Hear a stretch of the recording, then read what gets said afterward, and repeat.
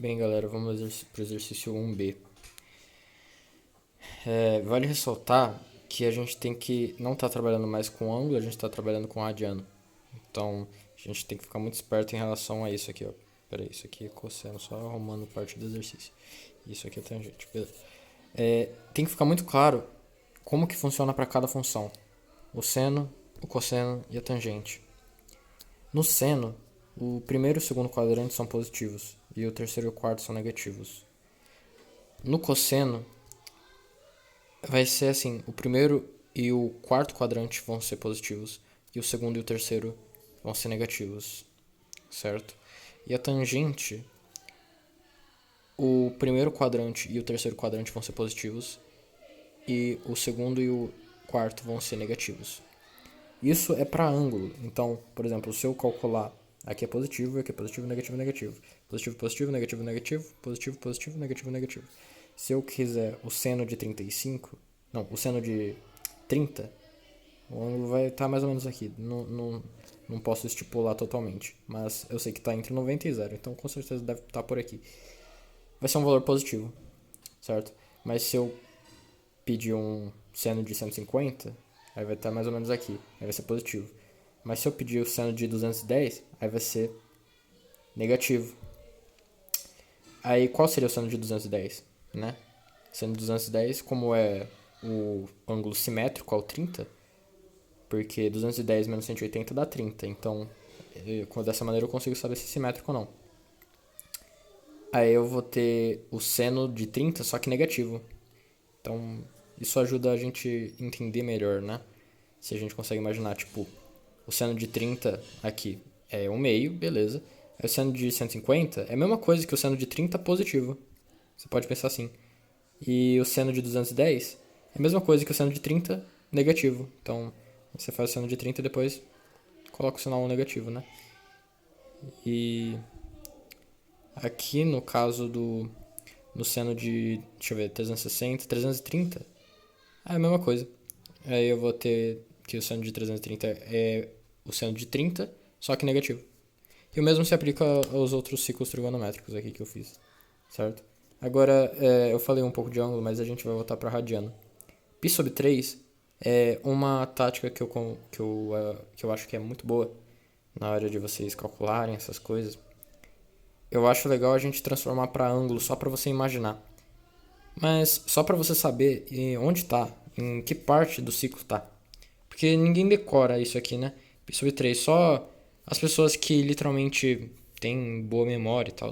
Mas o que você pode fazer? A gente sabe que 180 é π, certo? Aqui é π. Daqui até aqui é π. Então aqui é π. Quanto seria π sobre 3? Você faz basicamente 180 por 3, aí você vai ter 60. Então esse aqui com certeza vai ser o ângulo 60. Então, basicamente, minha dica. Você pega o 180 e divide pelo que está aqui. Aí você vai saber o ângulo notável. Você vai saber qual que é o ângulo, mas, por exemplo, se tiver 2π sobre 3, você sabe que é um simétrico de 30, só que você não sabe qual que é. Aí você vai fazer o quê? Você vai fazer 180 dividido por 3 vezes 2, certo? Aí 180 dividido por 3 daria 120 vezes 2, 240. Então, ele estaria mais ou menos aqui, porque aqui é 270, né? Beleza.